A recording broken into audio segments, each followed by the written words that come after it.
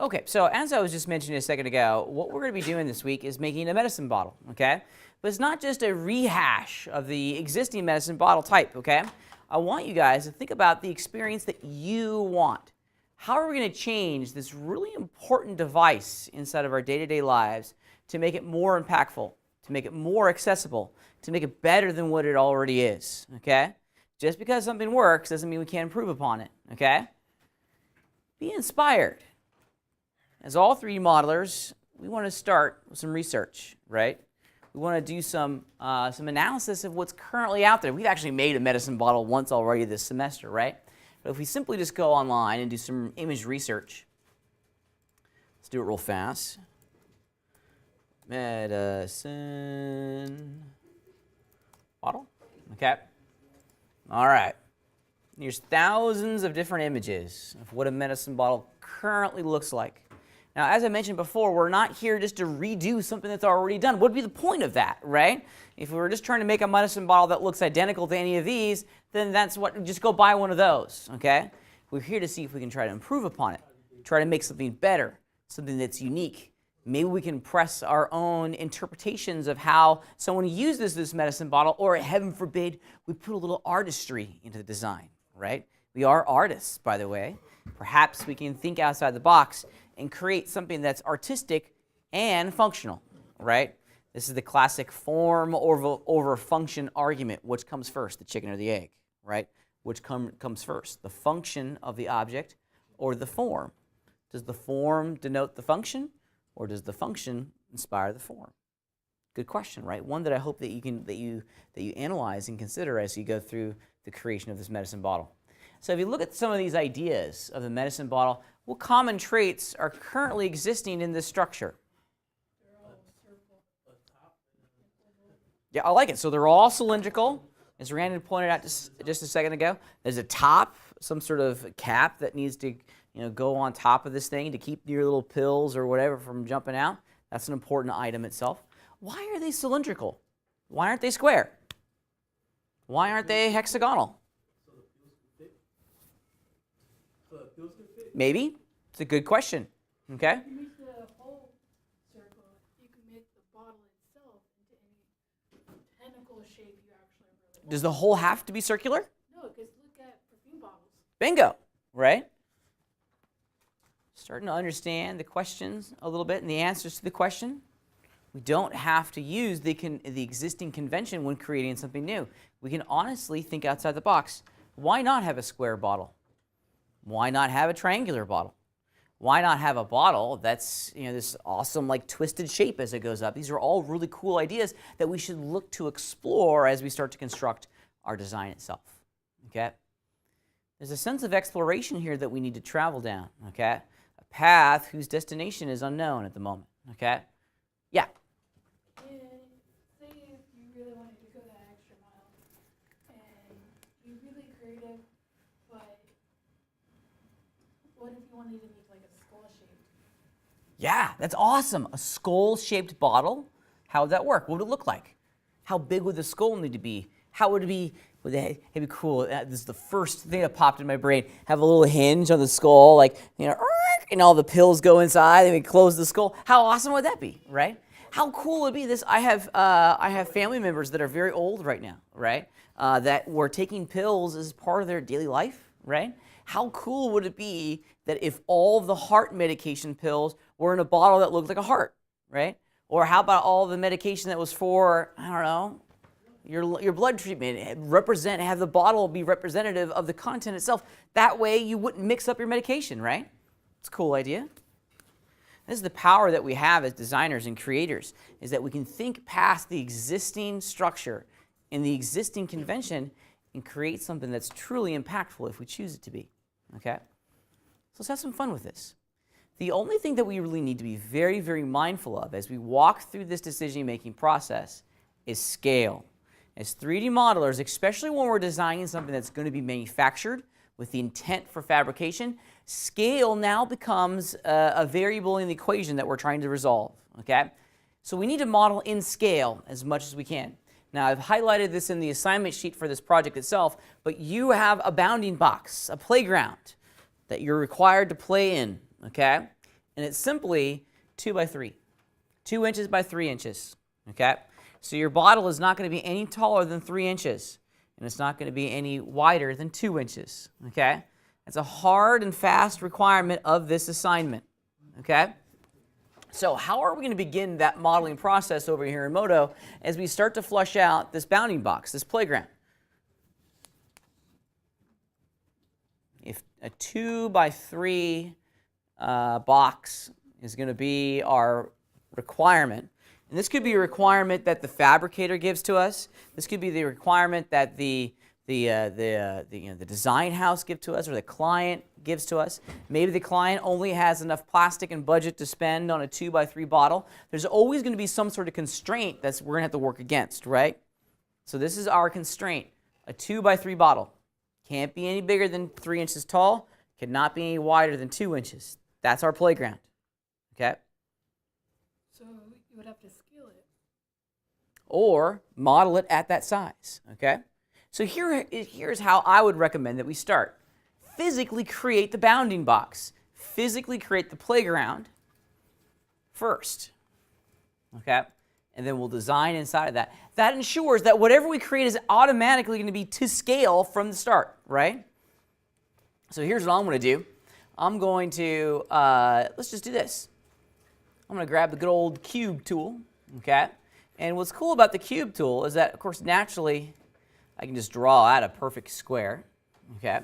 However,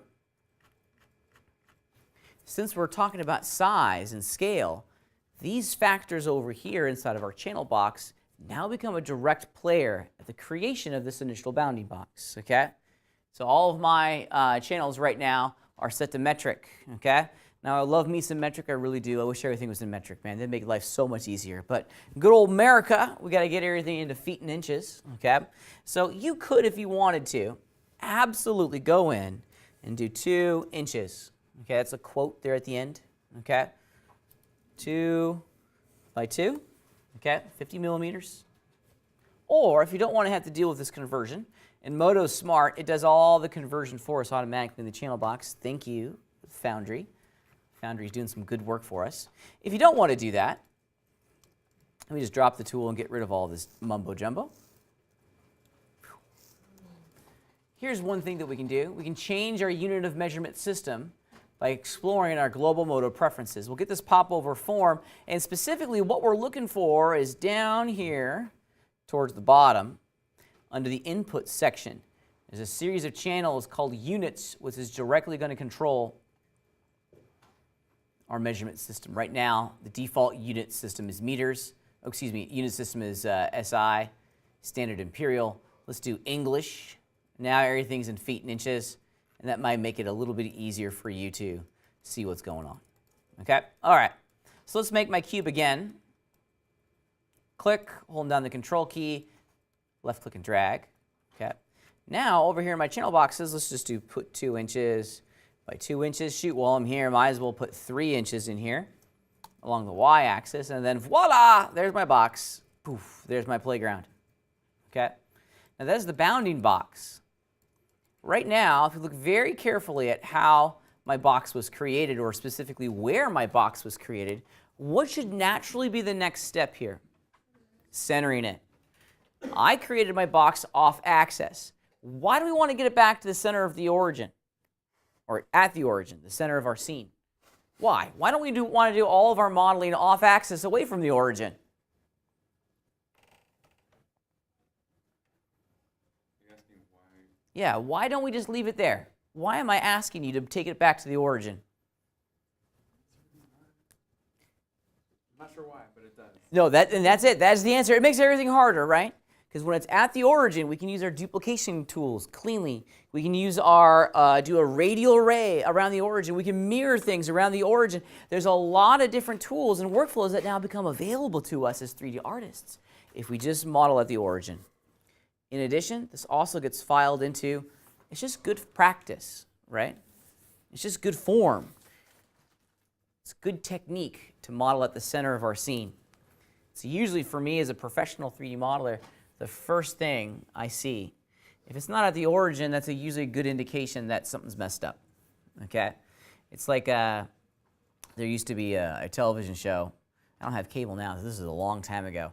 On it was like the Home and Garden Television Network, HGTV, and it was some construction show, and it was Homes on Homes. Mike Holmes, big construction guy, right? And he'd come in and do these renovations, and he'd start looking at all the problems, and I forget what it was, but there's always a marker for him that if a contractor did this one thing that was wrong, there's usually probably 3 or 4 other things behind the walls that they also did wrong, right? Because now they get to start asking the question, well, if they didn't do this, what else didn't they do, right? Same thing goes with this. It's like, if you didn't put your model at the origin, what else am I expecting to find wrong in the construction of this object, okay? So put your objects at the center of the scene. A lot of workflows start to present itself to us when we're good practitioners of our craft. So let's center this thing. Bloop, center all, and we're on our way. Now, I like to use the grid, and I recognize that it's kind of a challenge. Yeah, Pedro, go ahead.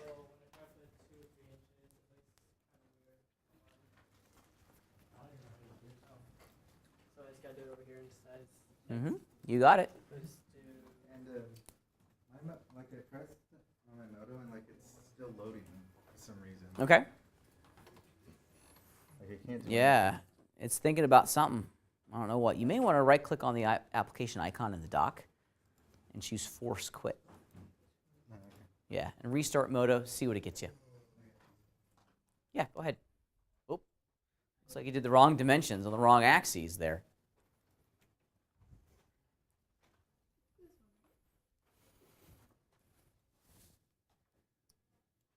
So it's that one you got to fix. That's also needs to be 50.8 millimeters. This is what we're going to get. Now, I also, we want to make sure that our model is absolutely centered at the origin of our three-dimensional scene. However, it doesn't need to be centered along all 3 axes. At the very least, it needs to be centered along 2 of the 3 axes, the X and the Z. Its location along the Y-axis probably should change a little bit. Remember, we're designing something that's going to be fabricated and created over on our 3D printers this week, okay? I want us to pretend that the grid down here at the bottom of our scene is the print bed. The print bed where our plastic is going to be put down. It's going to help you visualize a lot of these details when it's sitting on the ground, as they say. So is there a way, is there a method that we can employ that will allow us to very quickly raise the bottom polygon of this entire shape up so that it sits on the ground plane without changing the total shape? How can we do that? Basically, I want to raise the entire thing up so the bottom verts of my shape here are sitting on the center of the y-axis.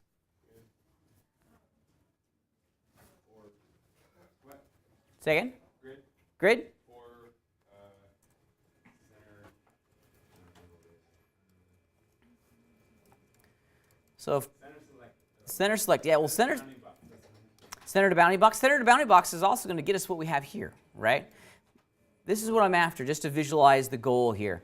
I want to move this entire shape up, okay? So that these verts that represent the bottom of our bounding box are sitting on our grid. I just centered mine and then moved it up 1.5 inches. Okay, that works too. That's a perfect way of doing it, right? Using some math and some measurements. If we know our object is 3 inches high, the center point's and the midpoint, we can just move it up half the distance of its height. That works, absolutely. I'm a little bit more visual than that. I'm an artist, not an engineer. I dabble in engineering. I'm like a closet engineer, right? So I want a little bit of accuracy and I want it fast. The snapping system is a great way for us to get the result that we're after. Let me show you how I kind of approach this. Now, the snapping system allows us to snap our tool handles to a couple different components inside of our three-dimensional scene. Check it out. I'm just going to turn on my snapping engine.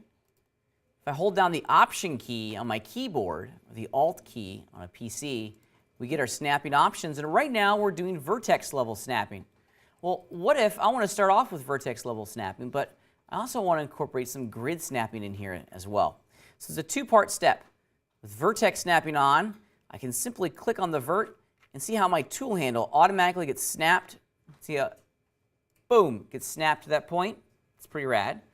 Now I know with confidence that my tool handle is at the bottom of my shape. before I drop the tool, I want to return to my snapping options and disable vertex snapping and enable grid snapping. Okay? The location of our tool handles will stay the same, but now that tool handle is snapping to the grid squares behind it, and I know with grand confidence that the bottom of my cube is sitting perfectly on the ground. Let me do that one more time because it's a fast, easy way of getting things aligned to certain areas within inside of the scene itself. It's kind of a two-part dance that we're doing here. The snapping engine is going to be the main driver of this entire situation. I got my entire cube selected. I turn on the snapping engine, and then I'm going to hold down the Option key to bring open the snap options. And simply, I'm going to enable vertex snapping and disable grid snapping. I only wanted to initially snap to verts. If I fire off the Move tool, the computer is going to allow me to move the translation handles to anywhere I want the scene, but I want them to be moved down here. And since I have my vertex snapping on, bloop, I can snap right to those verts. So we do the vertex snapping to put our tool handles on the actual geometry. And then we return to our snapping options and disable the vertex snap and enable the grid snap. That way, those tool handles, which were precisely snapped to the geometry at the bottom of my mesh, move to the grid squares behind. Yoink, there it is right there. With grand confidence, I know that all of those verts down here at the bottom are right there at the middle of the y-axis. Okay? Yeah. How do you do this into all? Yeah, so make sure you get your polygon selected first, right? Double click on your geometry. Then center selected, all.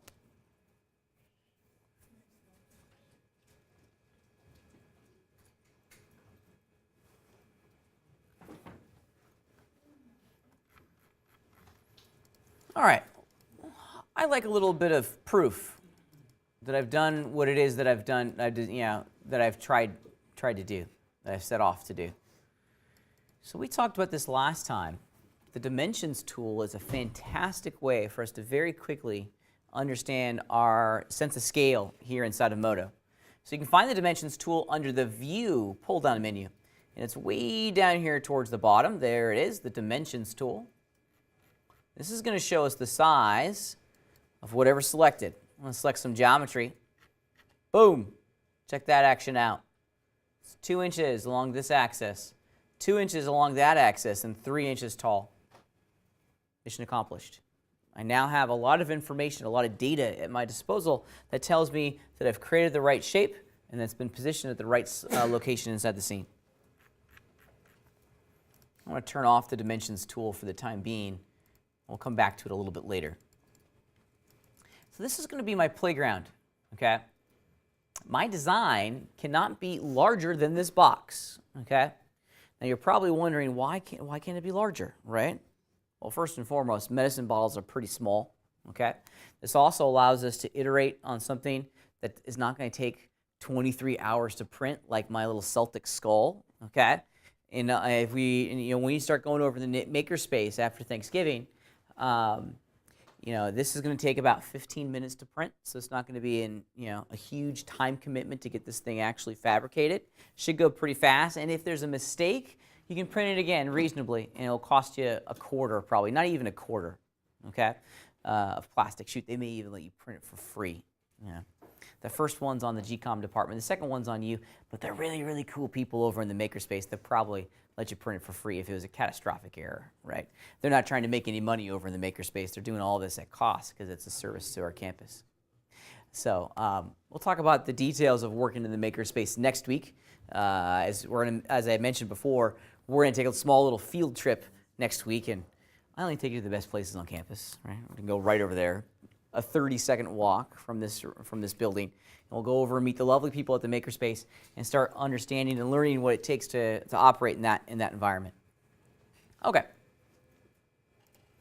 All right, so how are we going to work and design inside of this bounding box? Okay. Well, there's a couple different strategies that you can definitely employ here. First and foremost, let's name the mesh item. The more disciplined you are, the easier this becomes. Be honest with you, how many times have you gotten confused when everything that you in your scene has been named mesh? Well, I haven't, because I've named everything. Good, good. Keep naming things, right? If it's all named mesh or mesh 1, mesh 2, mesh 3, it gets confusing pretty fast. So I'm all about preserving our 3 a.m. brain, right? You know, my sanity at 3 a.m. is something that I guard very directly. Let's keep our sanity in check here. I'm also going to create a new mesh item. This is something that I do. Okay, so a new mesh item. That way, my bounding box, and I recognize that it is next to impossible to see it on the projector here. Let's see. Yeah, you can just barely see it. Jaden's probably the only one that can see it perfectly. But now that background mesh item is just a small black wireframe. It's just a guide. Okay, it's just a guide. And Kim, it's impossible for you to see. You'll see it on your local screen. Okay. Now, if your background mesh item, the unselected mesh item, is being flat shaded or is looking different than this, hit the O key. Bring open your viewport properties. You'll need to look in the inactive meshes section of your viewport properties because this is what drives the shading type of all your background items. Okay. Most likely, if it's being smooth shaded, the make inactive same as active has been enabled. Just double check, look at these properties, just self-explanatory, and just try to get it so it's a simple wireframe. That way we can create our own version of the medicine bottle without having to manage, okay, that bounding box, right? We don't want it to be a factor in our modeling sequence, but it is a limiter, right? It is a constriction that we have to model within. All right, so this is where we get to have a tremendous amount of fun, right? As I mentioned earlier, we're not here just to duplicate the existing medicine bottle. Boo, bad. That's not what we're here about. We're here to try to create something new and interesting and fun. Well, maybe what could be fun is that, let's get crazy here. Oh, it's going to be crazy time today.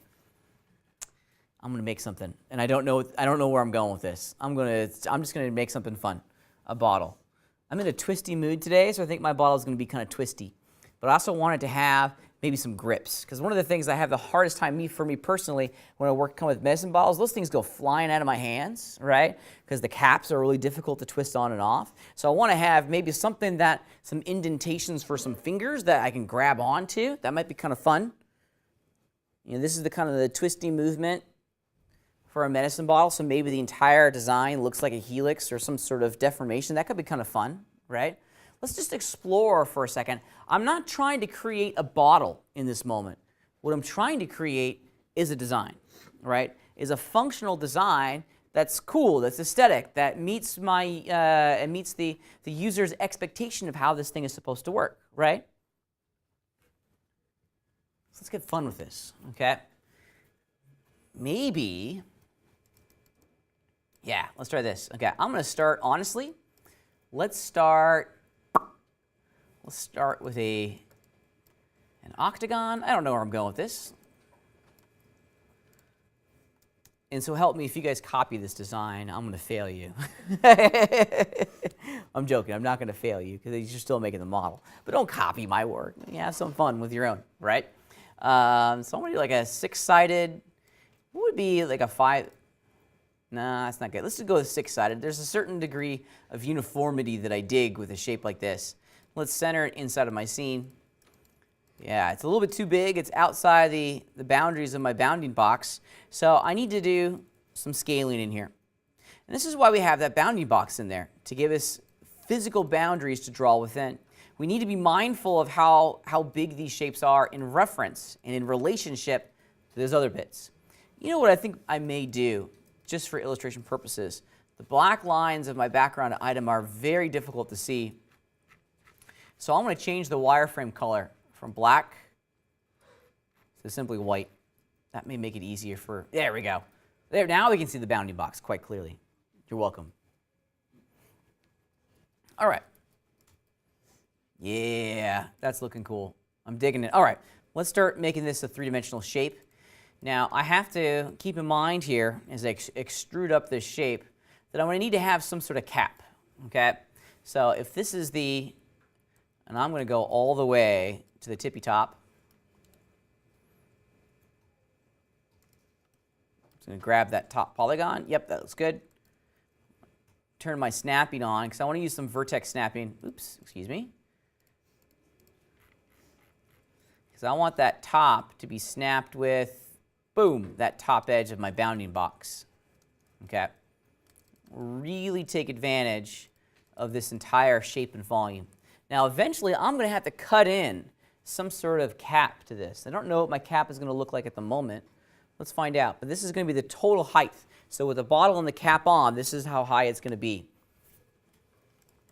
I said earlier that I was in kind of a twisty mood. I'm going to run loop slice here.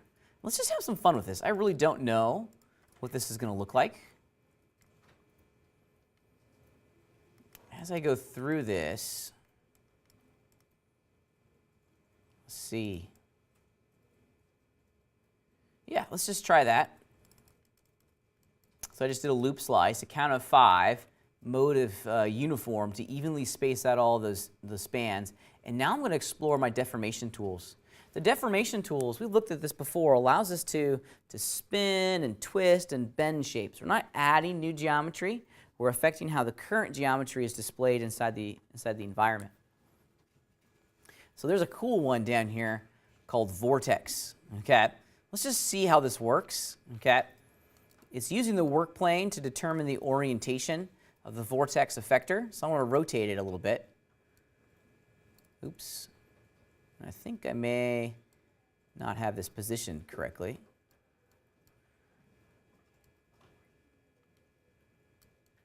Oh yeah, it's not working at all.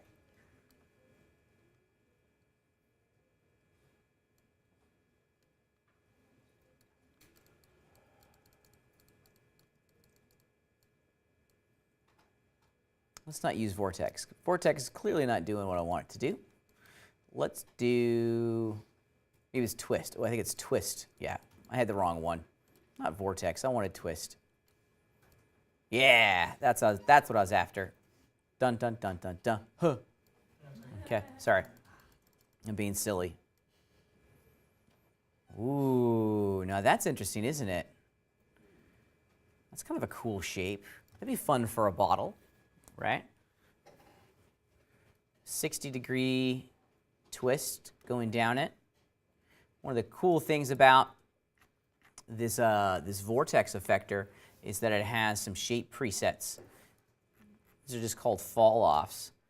Ooh, that's kind of cool. Now it's spinning it more at the top than it is at the bottom. Here's the inverse of that. That could be kind of cool. Have it be more twisty at the bottom, and then as it twists towards the top, it kind of reduces that effect. That could be kind of fun. And then smooth does kind of both sides. I think I like to ease out, personally. That's kind of fun. That's new, it's different. If I hit the tab key, maybe make it more cylindrical, maybe more on that in a bit. I'm also kind of really loving the idea that it tapers a little bit as it goes towards the top. So it's kind of fat at the bottom, and then it slightly goes to a taper towards the top. That could be a whole lot of fun. Let me do something here real fast that will allow us to explore this shape a little bit more directly. I'm going to employ what's called a fall-off. Now, fall-offs are pretty magical. Fall-offs allow us to set a range of influence within inside of our three-dimensional scene.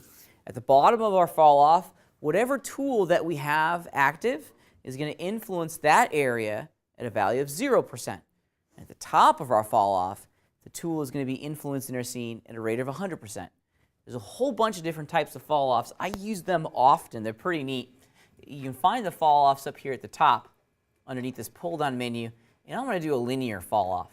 So like I said before, where I initially click and drag, so that at the bottom is going to be a 0% influence. So the tip of the triangle, whatever tool that I have on is going to influence that area 0%. Okay? And then at the top, it's going to be 100%. Oops.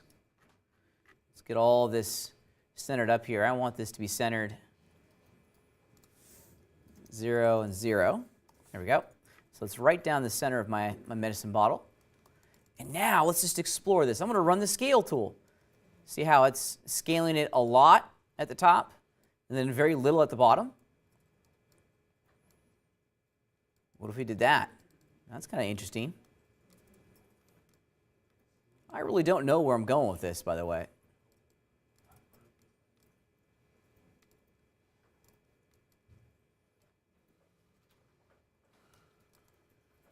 Boy, I almost kind of like the inverse of it a little bit more. I like that it kind of grows, it gets bigger at the top than it is at the bottom. However, it makes sense that it be the opposite. It almost feels a little too thin. So I'm going to go with my gut here. I'm going to make it bigger. I know I'm going outside my bounding box, but that's pretty rad. I want to drop the tool, then turn off my fall off, and then just globally shrink this down. Change my action center to origin so that it continues to keep the shape at the center of my scene. I don't want it to globally shrink it. There we go. Oh.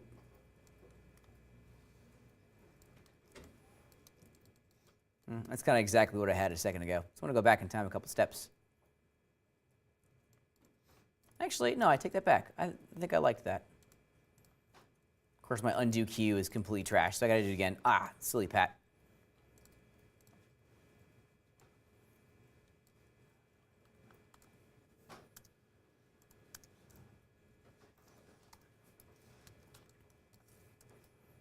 Let's try this again.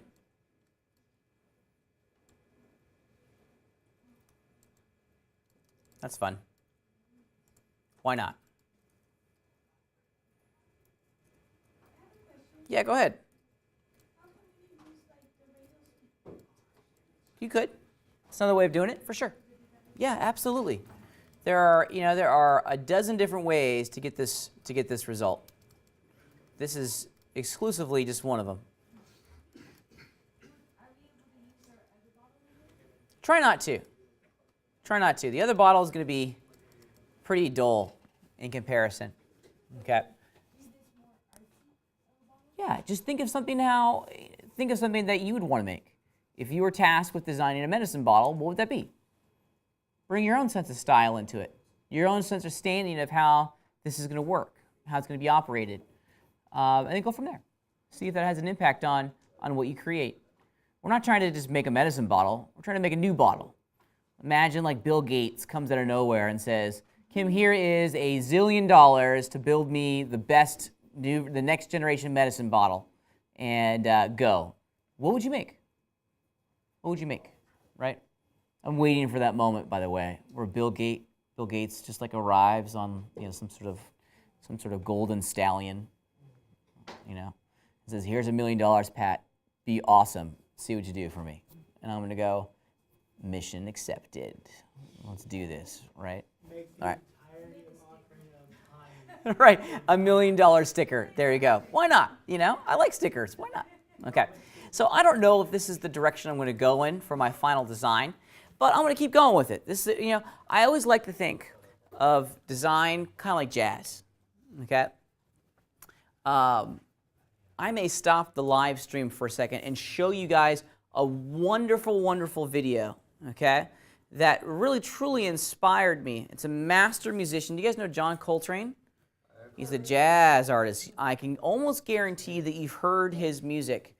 And John Coltrane is probably one of the most preeminent, most creative musicians of this generation, right? His talent is unbounding, and his body of work is pretty amazing, okay? I may stop the live stream just so you can watch this video, because I think it kind of speaks on a lot of different levels what we're trying to do as artists as a whole. We're trying to master our craft, understand the technical natures, because once we understand the mechanics of how our craft works, we can truly generate something unseen, or in this case, in a jazz musician, music, unheard before, right? You guys want to watch it real fast? It's not very long. Yeah. It's pretty remarkable, and it was completely inspiring for me, and I want to share it with you guys. So if you're watching the live stream, sorry.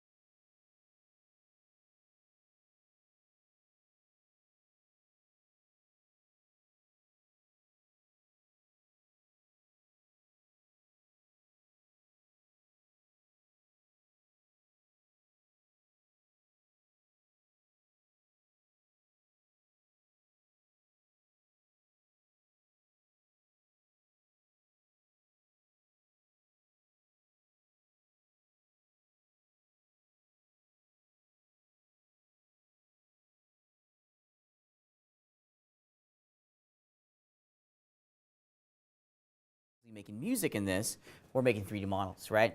Understanding our technical skill, understanding how all these component pieces work together allows us to truly create and design something that's unseen or unheard in the case of jazz music, right? This is ultimately the brass ring that we're striving to grab, right? It's challenging at first, right? It's going to take a tremendous amount of practice and a lot of experience to get. Do you think John Coltrane was able to do that right when he's learning how to play the saxophone? No, this is dedicated study for 20 years to get him to the point where he understands he has the technical mastery of his art form down, that he's no longer having to think about these chord changes and he's just trying to create within that structure. We're trying to do the exact same thing. We're trying to get it to a point where we can just create within a structure with the tool set and the technical mastery that we have. Okay? Let's get back to it. It's a long way about making a 3D model of a medicine bottle, but there's some technical mastery in here that we can employ to give us the result that we're after. Okay? Now, I'm really crushing on this. I think this is a cool, fun design. I think it might actually be a tremendous model to make. Okay? However, we need to make it a functional model as well, right? We need to have a cap on here. Maybe my design needs to have some sort of grips or some sort of indentations that gives me a really cool conceptual shape for little grips on it. I don't know where I'm going with this. This is kind of my improvisation at the moment. I think what I want to do, I want to explore just for 1 minute what this looks like as a subdivision surface object. I want to turn off my bounding box, and I'm also going to turn off the grid under the visibility section. There we go. Because sometimes those elements get in the way. Okay. So as expected, when I hit the tab key, it just completely smooths out. However, if I was to maybe add some edges in here to sharpen up these corners, how would that look? How would it change the overall design? Honestly, I don't know. Let's find out.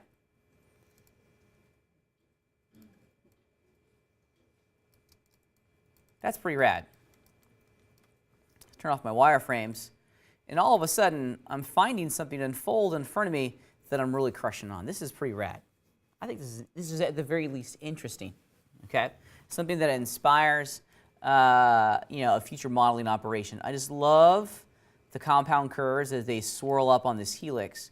So now I need to employ some additional technical mastery to get me to a point where I can use this as an actual model. Okay, because these little guys in here need to be resolved somehow to create a bottle. Now, I need to make this into a true three-dimensional shape, and there's a lot of ways that I can go about doing this, okay? First and foremost, let's cap this thing. I don't know if fill quads is going to give me what I'm after. Let's just see. I'm not optimistic. Yeah, I destroyed it. I'm not surprised by that. So let's just fill it with a gigantic polygon and then continue to slice it up. I think, let's see, if I look back at the center point, yeah. Now that I know that I like what it looks like when it's all subdivided, I'm going to go back in time a couple steps here. It's going to be easier for me to work with the shape. There we go. Initially, okay? Before I add in all those subdivision lines. I'll start slicing it up. Same with the bottom here.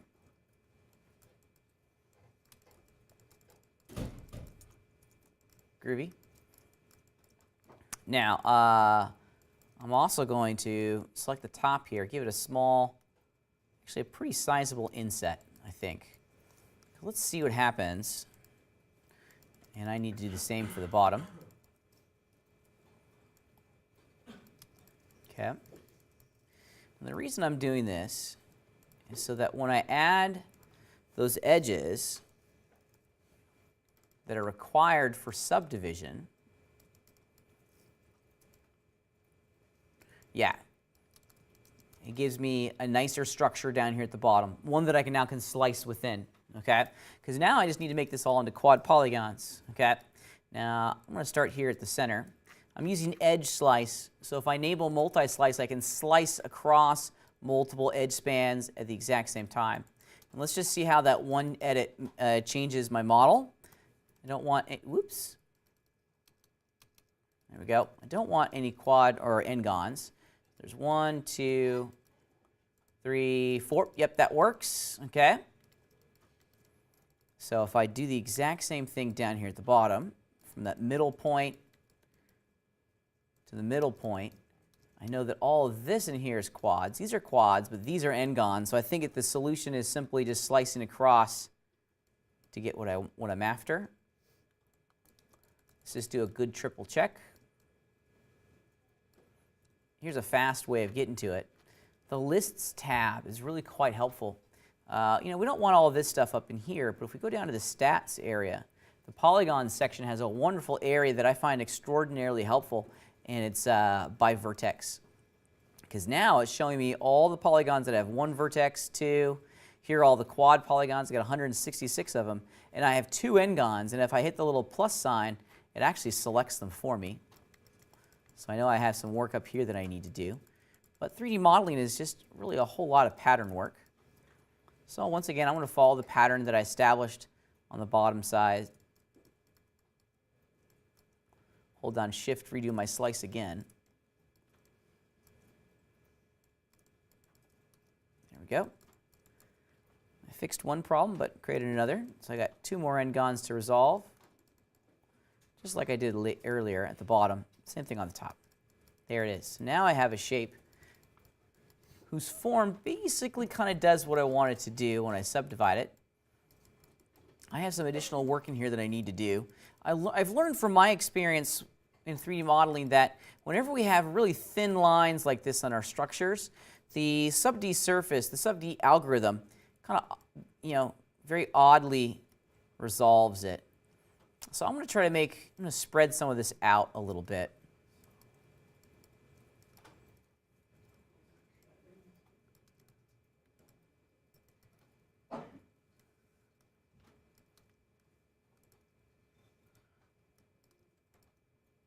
There's no reason not to do this.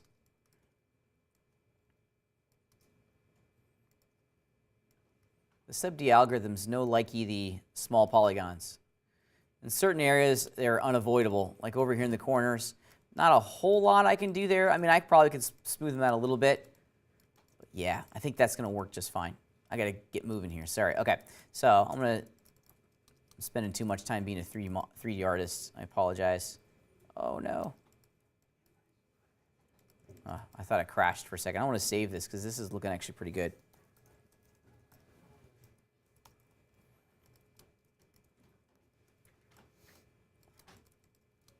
Just doing some slicing in here. Just using the traditional slice tool to kind of put in some edge segments where I want them to go. Yeah. Let's turn off our wireframe, see how we're looking. That's looking like a mighty fine bottle if I don't say so myself. Let's turn our wireframes back on just for one moment because I want to experiment here. I don't know if I need to have or how an extra loop on the top here is going to influence the sub-D algorithm. Let's just find out. Yeah, that's way better. It's needed. So I'm going to do the exact same thing down at the bottom. Sometimes you got to put it in before you really understand the impact of it.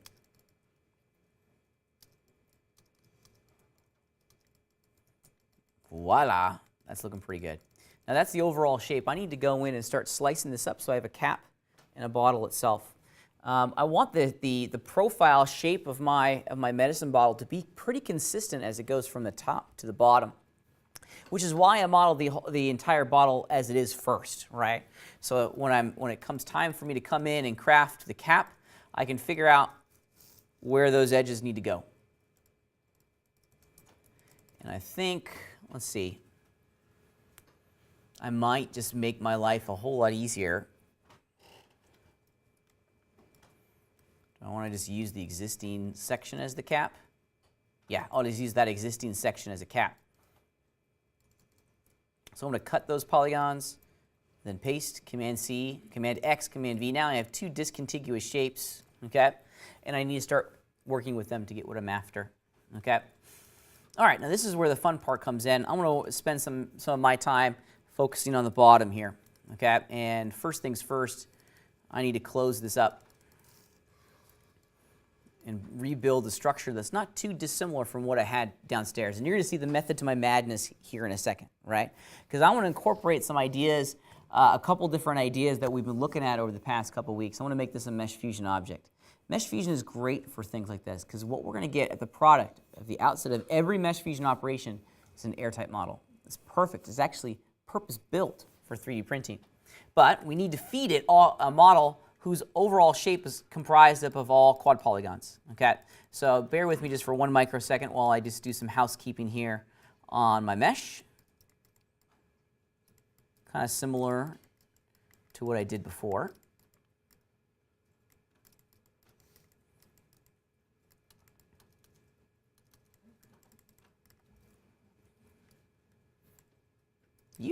That's fun. So,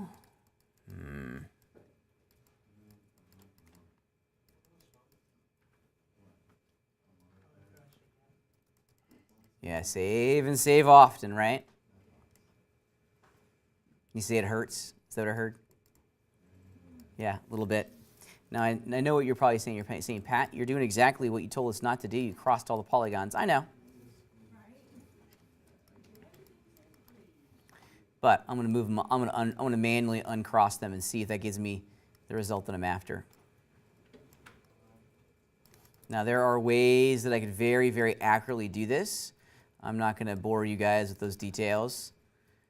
This is driving my OCD brain crazy right now, but I'm in a hurry because I'm running out of time. So I want to get to the Mesh Fusion part of this, but I know Mesh Fusion is not going to worky as is. Because there's an important part of this next stage that we need to consider to really get what we're after. Does anyone else have that John Coltrane stuff stuck in their head right now? I do. Just checking some stuff. Okay, now I can fill that as a polygon, and I can start slicing it up.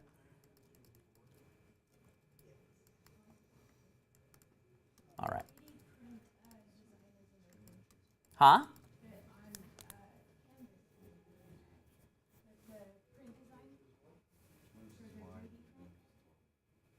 What about it? I think I missed something.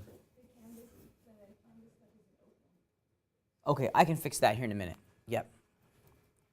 All right, so let me resolve these, these n-gons here real fast.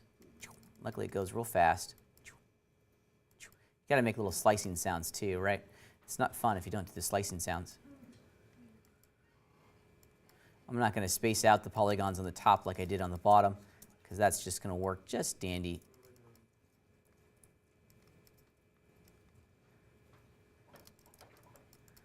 And like I discovered before, having that edge on the top there just gives me the result that I'm after, and voila! Wonderful.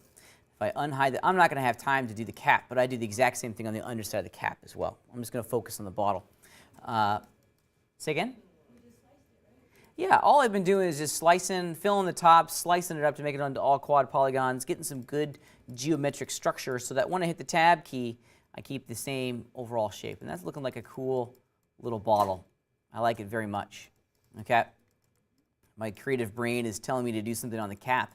That's fun, but I'm not sure if I'm going to have time for that. Okay, so what I want to do now is start piping this through a fusion network, so I can drill out the center.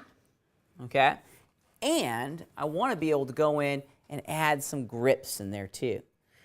These would all be things that would be traditionally a big challenge for us to create using the traditional direct modeling process that we've been going through so far. But Mesh Fusion allows us to kind of change this a little bit, okay?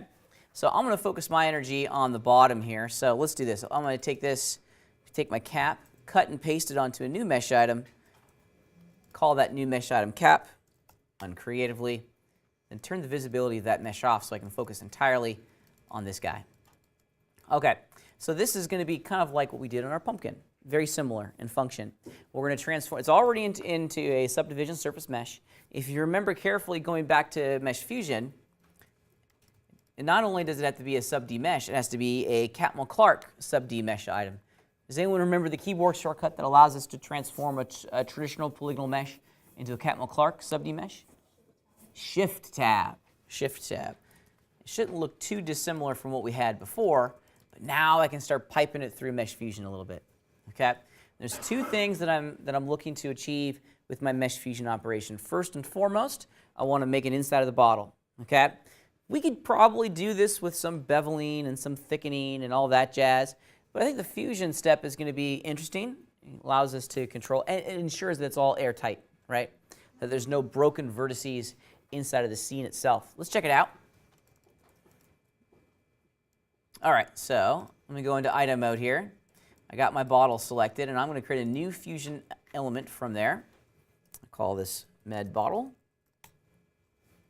Create the new fusion mesh.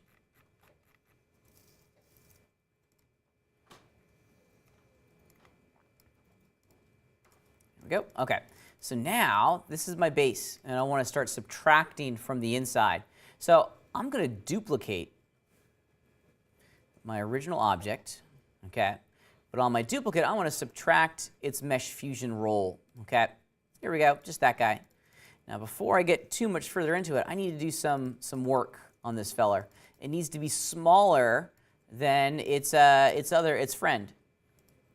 One of our deform tools is called Push, and I'm a big fan of Push, because Push is going to allow us to move all the components along their normal. And at times, yeah, that's not going to give me the best result. I was hoping it'd be a little bit stronger, but not, yep. I'm going to be robbed of this perfect result, but that's okay. It's all an experiment, this thing, right? And the reason it's failing is that it has, well, you know what may be the solution here? And the reason it's failing is that on this duplicate bottle, I got all these teeny tiny little insets, all these, not insets, all these edge segments in here, which is directly influencing the computer's ability to push this shape in correctly. So let's see what would happen on the second one. Yeah, let's just do it real fast. Get rid of some of this stuff. Be very, very careful to not delete the original edges of my object. Let's just see what we get. It's all an experiment, this thing. I really don't have an answer to the question. I'm trusting my skill to get me there. I know what you're saying. You're probably thinking, Pat, I don't have any skill. What am I to do? Your experience is a skill, by the way. And trust me when I say this, you actually have more skill in this than you think you do. Okay, there we go. So stripped out all those small little edge segments from my mesh. Maybe now I can push this shape. You get what I'm looking for. Ooh, that's a little bit better, right? Now the only part that really fundamentally fails in this is the cap, because it looks like it's going down. So let's see what would happen if I delete all of those, turn off my fusion items, same with these guys down at the bottom, and simply leave them open, because the push operation will still work. Yeah. See how it's maintaining its original shape? Oh, now I have so much more control over this, right? Sometimes we have to subtract polygons from our mesh in order for the next step to work. Let's push it now and see what we get. Oops, went the wrong way. All right. Now this is working, I think, quite lovely here. I'm super excited about what I'm getting. I'm going to stop it right there, because now I need to do some legit measurement, okay? Earlier, when we were talking about the 3D printing pipeline, the bounding box is a limiter, but also the quality that our printer is able to produce is also a limiter, right? It takes some experience to figure out where the sweet spot is. Here's my suggestion to you. Don't make a detail of your model. And this is probably, if you hear one thing today, Randall, if you hear one thing today, hear this. Jaden, if you hear one thing today, hear this. Don't make the details of your mesh smaller than 1 millimeter. It's not going to work, okay? Scale is critical when it comes to designing something that's going to be created. So I need to make sure that the dimension here, the thickness, is not smaller than 1 millimeter, okay? I want to change my mode of preferences back to SI so that I can measure. Because we actually have a really handy-dandy measurement too. You can find it right over by where we have our dimensions tool. So unsurprisingly, it's the ruler tool, okay? These little crosshairs allow us to, oops, I'm all zoomed in, so it's wigging out. These little crosshairs allow us to very quickly start to measure. And my snapping's on, so let me turn that off. And I need to know, bless you, how big that is. Okay, so I'm good, because it's 6.8, or it's 6.7 millimeters. I want it to be about 1 millimeter in size. That's right about no less than 1 millimeter. Let's see, that's a pretty thin wall, just visually. What if I brought that out to like 2 millimeters, right in there? That could work.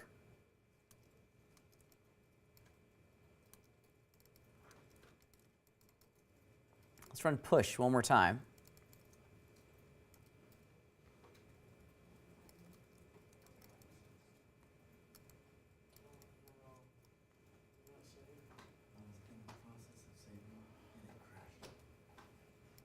There we go.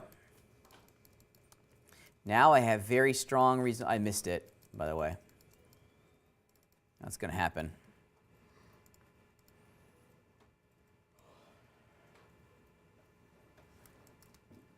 Yep, that's close enough for me. That's pretty good. Yeah, yes, look at that. Okay.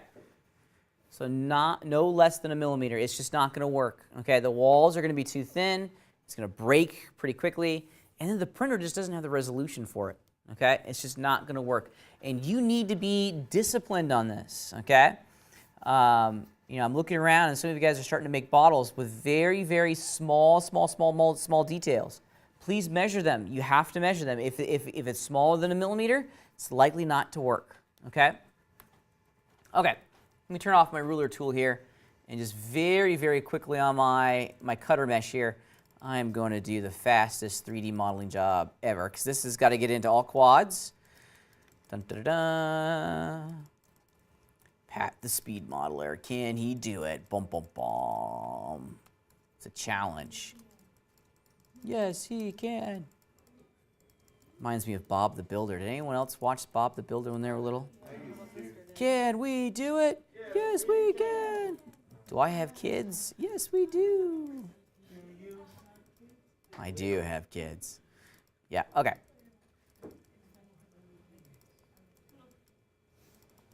Now I'm feeling nostalgic. I wish I could watch Bob the Builder here real fast.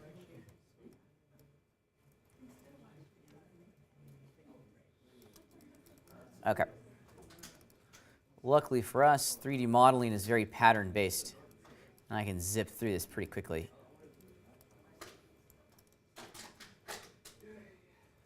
Oops.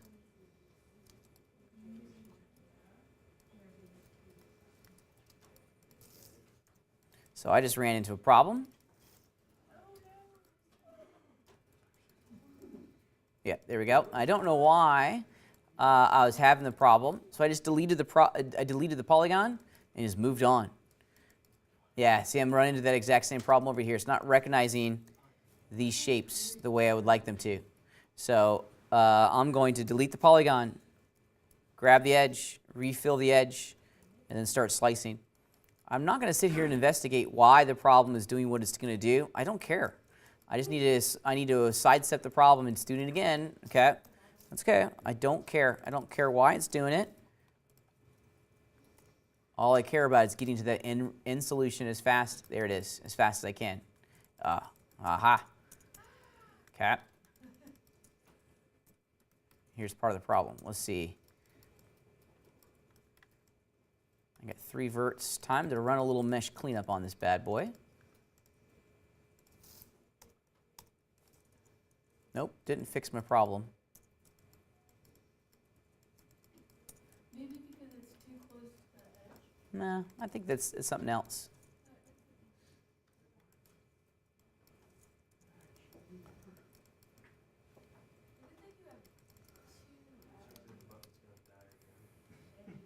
Yeah, I got something going on here. Here, like I said, I don't care. I just need to fix it and move on.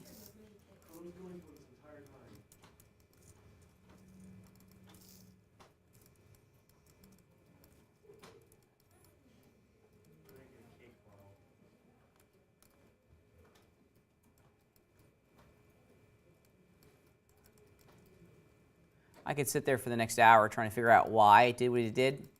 But like I said, that's not the point. The point is to make a 3D model. I always assume that the computer is working against me. It's a tool, it's my best friend. Yep, solved my problem. I don't know what was causing the problem. I don't care what was causing the problem. Okay? I just needed to figure out how to get to that end result fast and quick. So sometimes just, yep, it's doing the exact same thing down here at the bottom. I don't know why. I don't care. Because I'm just going to fix it real fast. Sometimes just rip it apart, reslice. That's truly the solution to our problem.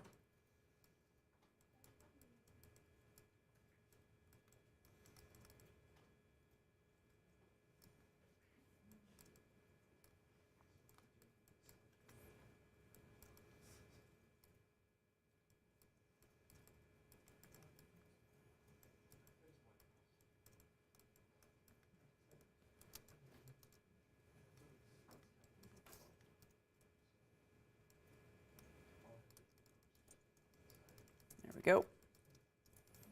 One more slice here, or two more slices here. One there.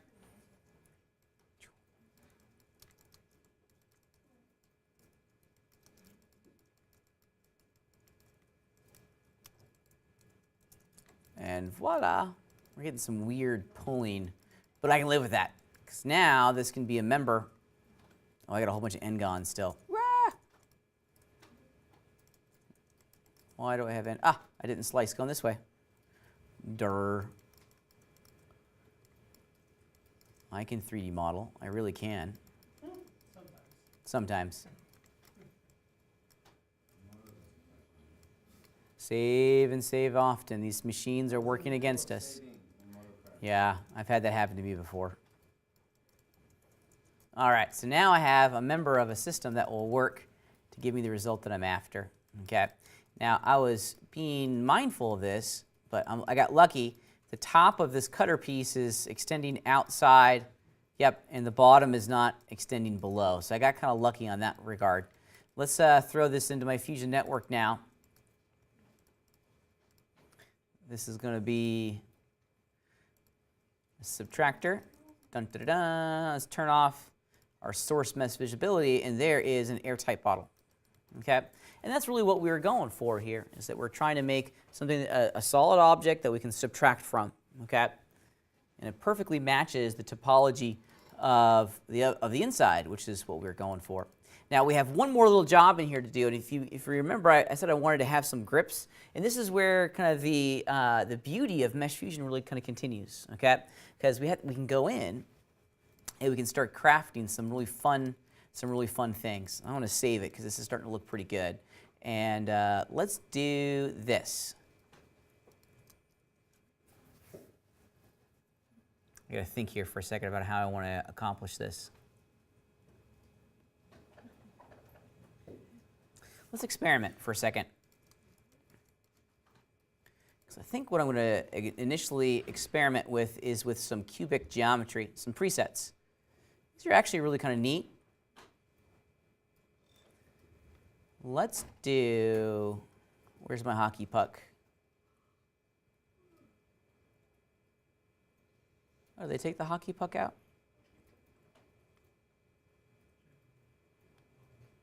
Nope, there's no hockey puck. There it is. Whoa, it's big. That's okay. I'm going to scale this guy down. Remember, we're doing all this to scale, right?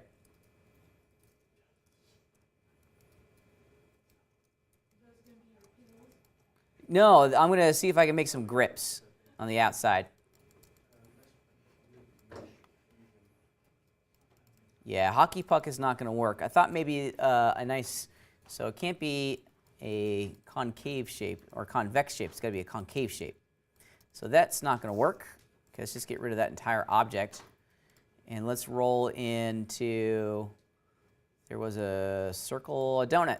Let's see if the donut works. It's a mega donut. Yes, this is going to work, I think. Yeah, you got it. We're going to cut in some grips.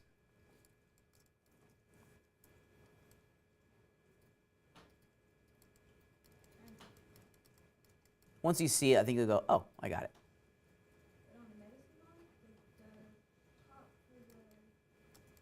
I don't know what this is going to look like, so let's just roll it in. Let's just see what happens real fast. Okay? Huh? It's going to be it could have liquid in it. Yeah. If it's airtight and you watch your dimensions here, this is absolutely that could have some liquid in it. Okay? Okay, so now let's just see what happens. And I really don't know how this is going to work. Yeah, that's kind of rad. That's kind of what I was going for. That's in the ballpark of what I was going for. And this is really, this next operation speaks to why we do this in Mesh Fusion. Okay, because what if we rotate it? Clearly that's not working there. Right? That's so artsy-fartsy. That's a joke cup. It's a what? The joke cup. The joke cup? Yeah, you know, when people go to drink, it dribbles down their chin. Oh, right, yeah. And really what I need to have here, I like the diagonal. Oh, you need to change the Yeah. so it won't be so tight on the inside. Yeah, and I need to do one of two things. And I don't want to change the inside wall diameter that much, because I certainly could go back to the object that's responsible for crafting the inside and push it some more. Yeah, and that'd be the other way to do it, right? To make the donut more oblong. And I think that's the low-hanging fruit in all of this.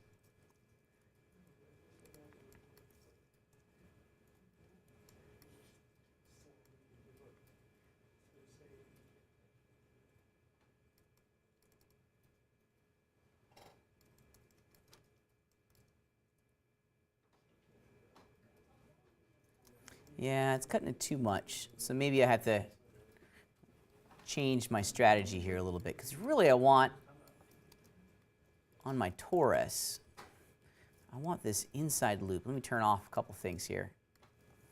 I want these two loops.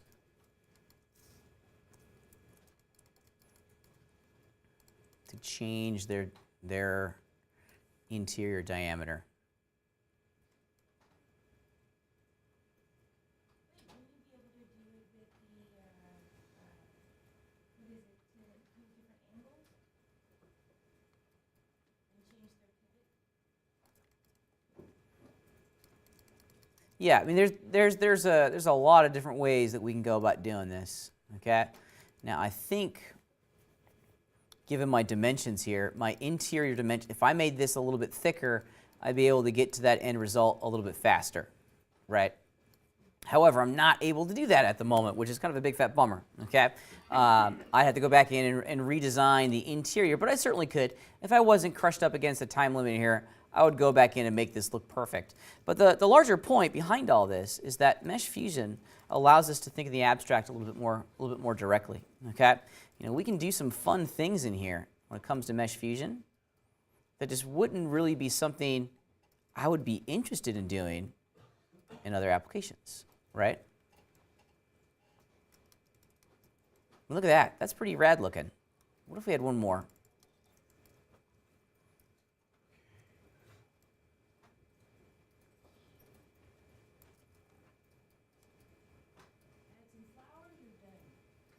Some flowers? Yeah, why not?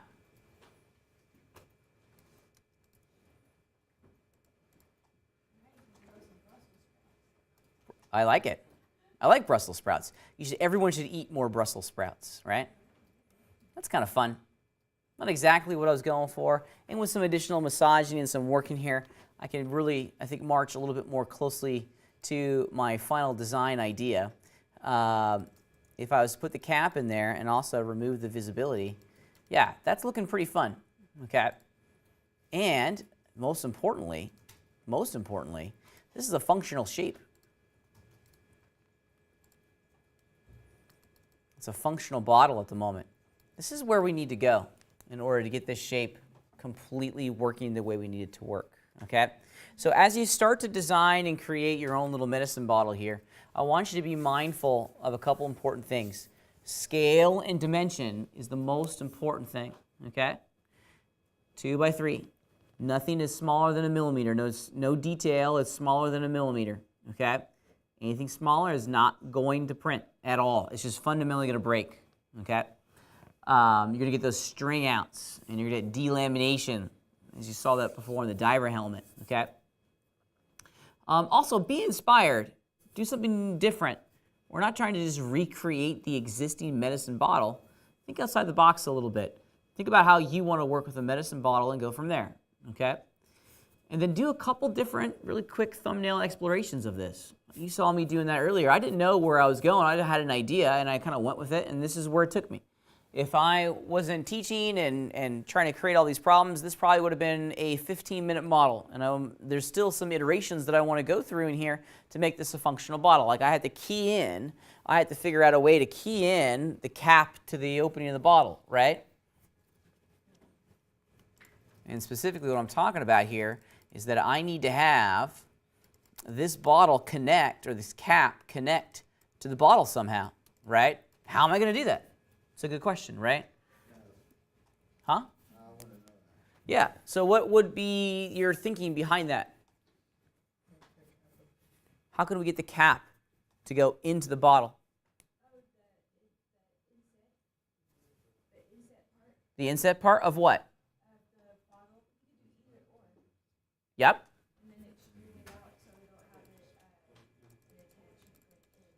Okay, so if you want it to fit in here exactly, okay, perhaps we use, shoot. Yeah, I didn't do the top. Let me just get this, sliced up, because in order to answer this question, I got to have the cap in a state that will allow me to do it real fast. So let me just slice this up real fast.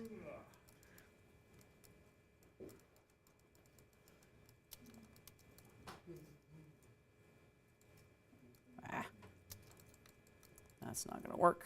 That's okay.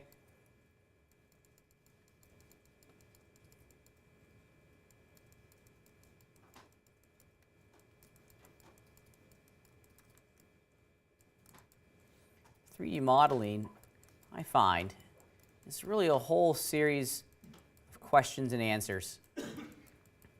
We create the problem, and then we have to solve the problem, right?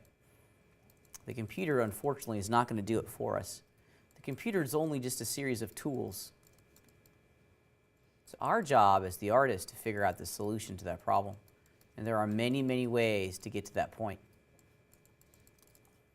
All right. Okay, we're getting there.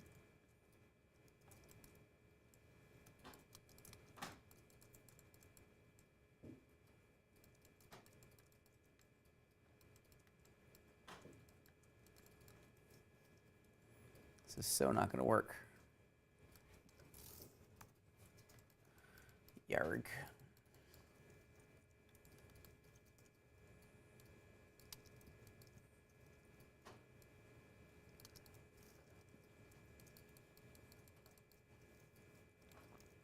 Isn't watching someone 3D model like watching someone paint dry? Watching them paint dry? It's about as fascinating, right? Goes to show you how many steps that we have to go through just to make something seemingly simple. Every once in a while, someone asks me, he's like, Pat, why don't you just write a book on 3D modeling? And I go, why would I want to do that? It's not a consistent job. What? It's not the same as having a consistent job. Well, in order to make this bottle, how many steps would I have to write down in order to make this bottle? Probably about 2,000 steps. That's a book all on its own. It really is, right? The amount of labor that's required in order to make a book about 3D modeling is more than I am absolutely willing to do. More than you will ever be paid to. Yep. Ooh. Especially with the internet.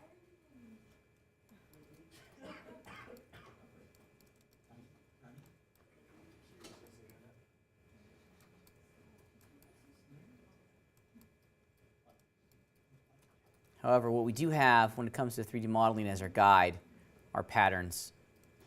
Patterns of structure, patterns of play that get us to the result that we're after. Whoopsie.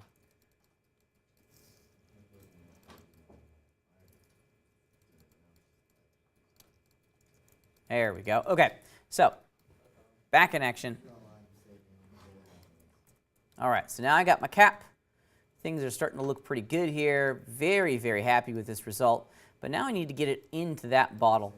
So one of the solutions, and this is where Mesh Fusion allows us to come in and really create something that's pretty neat.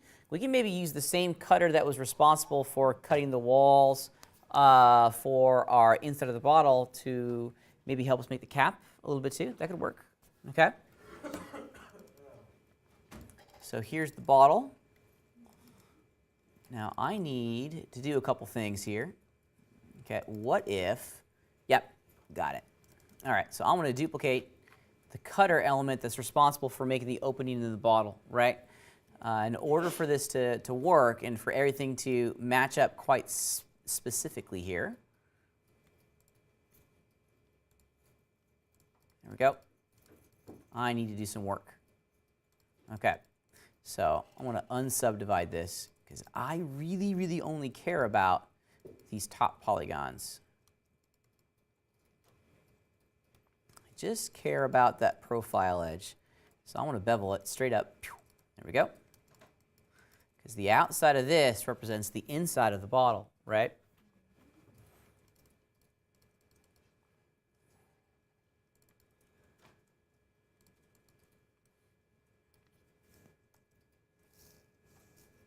Don't care about all that stuff. Okay.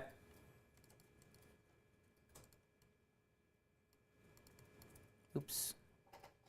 I deleted a little too early. My fault.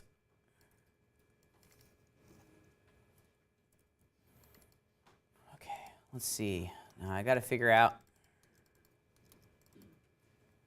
when I moved up my cap too. My cap is really like right about there.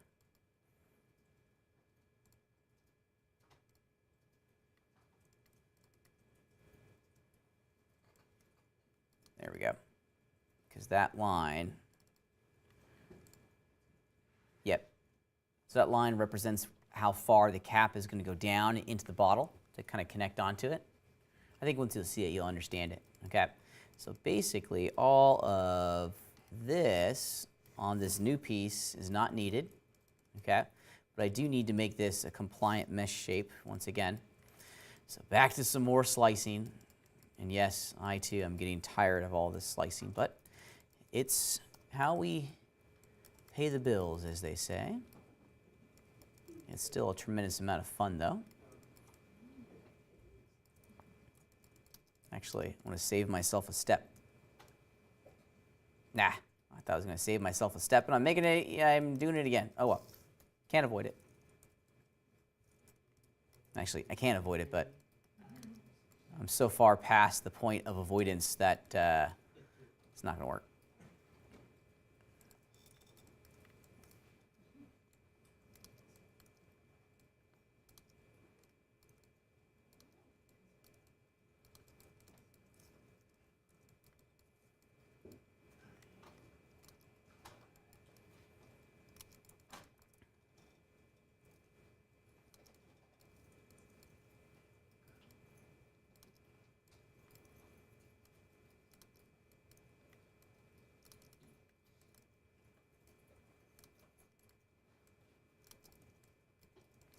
There we go. Now I can start slicing this up. Slice.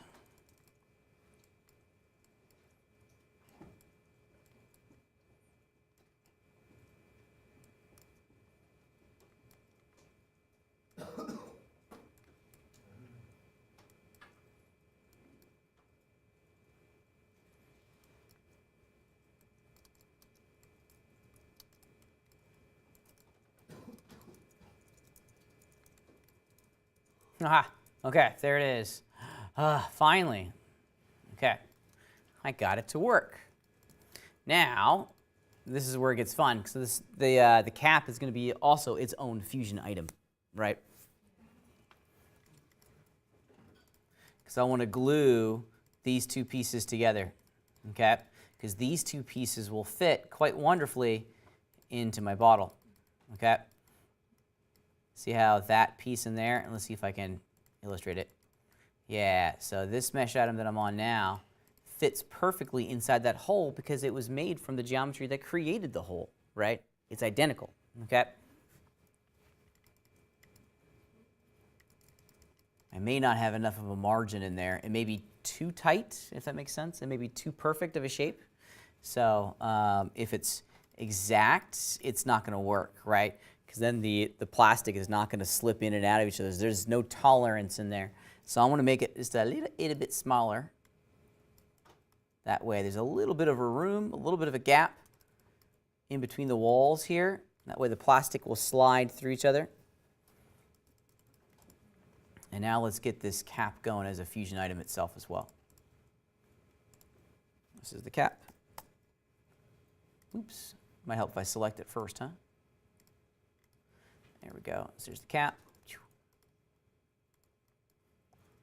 Glue those things together. Boom, that's it.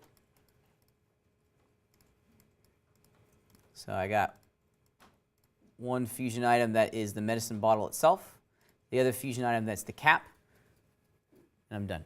The last step in this process is to convert them into traditional mesh items. Because we got to have, no matter what we do, we got to have traditional meshes for all of this, okay? So we saw this on our jack-o'-lantern. Some folks missed it. We got to take our fusion item, this white thing, and convert it. We got to convert it into a mesh item. And it's down at the bottom of our fusion properties. Create the mesh. I'm going to do the exact same thing for my cap.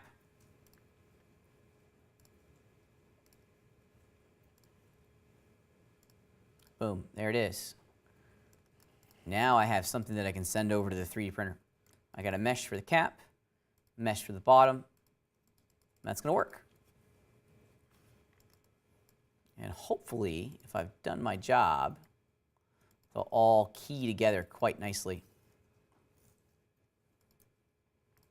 I hope. There's only one way to find out, right? Print it out. See how it just goes in there? As a recommendation, don't make a screw top. You're not going to do it. Don't try to make threads where all this works together. Trust me, you're not going to do that, okay? It's not going to work. You could try it as an aesthetic. If it's just going to be a functional prototype, well, it will be a prototype. It won't be a functional prototype. I misspoke, okay? Which is fine. I'm cool with that. To do actual threads that work together, that you need a CAD package to do that. You really do. You're not going to do it with Modo because you got to parametrically create all of those shapes so that they work together in harmony to get what you're after. Oh, you don't do it won't do it with the edges? Say again? It won't do it with edges? It will, but we have to. Those things have to be exact. There is no tolerance when it comes to making a thread. Yeah. And you got to get the rise and the run of the threads as they go over on the bottle to match, to be the same in order for them to screw on correctly. It's not a trivial thing. Pretty neat, huh? Pretty cool. So this is our job this week. We're making a model whose intention is to be printed. You are going to be printing this model, by the way, okay? We're going to talk about that process next week. This is going to be a two-stepper, okay? The first thing that we got to do is we got to make the model. And then next week, we're going to come in and look at the print prep process. There's some software that we have to, some new software that we have to employ to slice up all the models to see if what we've created is going to work on the machines themselves. We'll also make some tweaks to the models at that stage. So please make sure you bring your design and your finished 3D model to class with you next week. It's going to be a working lab day as we go through the process of slicing and preparing these things to be printed. Also, next week, we're going to make a small field trip over to the makerspace. You'll meet the crew over in the makerspace, and you'll get comfortable, hopefully, working in that environment so that you can print your medicine bottle between now and the end of this semester. Sound good? Good luck. May the force be with you. Stay inside for as long as you can today, and I will see you guys next week.